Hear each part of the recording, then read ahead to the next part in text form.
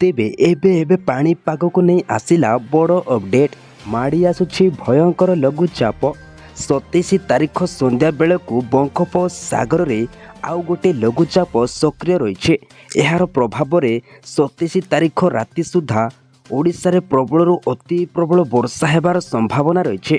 पवनर bag घंटा प्रति 80 रु 120 किलोमीटर बेगर पवन बहिब बोली आकलन करिछि पाणीपाग विभाग केन्द्र। अधा ओडिशा बुड़ीब बोली आकलन करिछि पाणीपाग विभाग केन्द्र। सतरे कोन अधा ओडिशा बुड़ीब ना आउ कोन रहिछि संपूर्ण अपडेट जानिबा। ता पूर्वरु चैनल को जदि सब्सक्राइब करनथिले एबे ही ओडिशा खबर को सब्सक्राइब करंतु एवं आपणक सांगसाथी समस्त को ए वीडियोटी को बहु मात्रा रे शेयर करंतु जा फल से आजिर पाणीपागर अपडेट जानी परिबे एवं वर्षा पाणीपाग रे सतर्क मध्य होई परिबे। तेबे बंगोपसागर रे बळ गोटाउछि बात्या मंता। आंध्र प्रदेशर मछलीपट्टनम और कलिंगपट्टनम मझिरे स्थलभाग छुईब बात्या।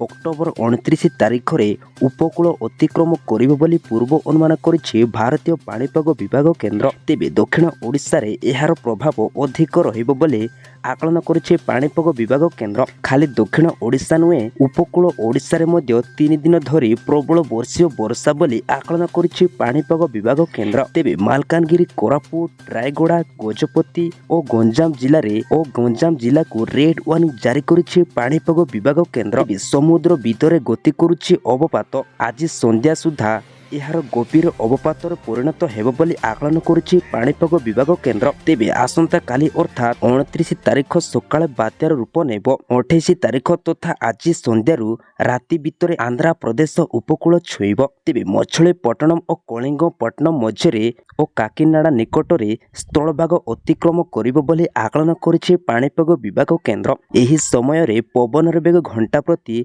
90 रु 100 किलोमीटर रहिब बोली आकलन करिछि पाणीपाग विभाग केन्द्र। तेबे आंध्र स्थलभाग छुई मध्य ओडिशा उपरे एहार प्रकोप अधिक रहिब। तेबे ओडिशा बड़ वर्षा हेब। 4 दिन धरी बर्षिब वर्षा। तेबे पाणीपाग विभाग आकलन अनुसार राज्य रे 28 रु 30 तारीख प्रबल रु अति प्रबल वर्षा हेबार संभावना रही। तेबे 28 तारीख तथा आज मालकानगिरी, कोरापुट, नवरंगपुर, कलाहांडी, रायगड़ा, गजपति और गंजाम जिला को रेड वार्निंग जारी करिछि पाणीपाग विभाग केन्द्र। तेबे अक्टोबर 29 तारीख रे मालकानगिरी, कोरापुट, रायगड़ा, गजपति और गंजाम जिले में प्रबल रु अति प्रबल वर्षा हेबार संभावना रही। सेपटे नवरंगपुर, कलाहांडी, कंधमाल, रायगड़ा, खोर्धा और पुरी रे मध्यम धरणर वर्षा हेबार संभावना रही। एतिसह मालकानगिरी, कोरापुट, रायगड़ा, गजपति और गंजाम जिले में पवनर बेग अधिक रहिब बोली आकलन करिछि पाणीपाग विभाग केन्द्र। एहाकु दृष्टि रखि अक्टोबर 29 तारीख पई मालकानगिरी, कोरापुट, नवरंगपुर, कलाहांडी और रायगड़ा को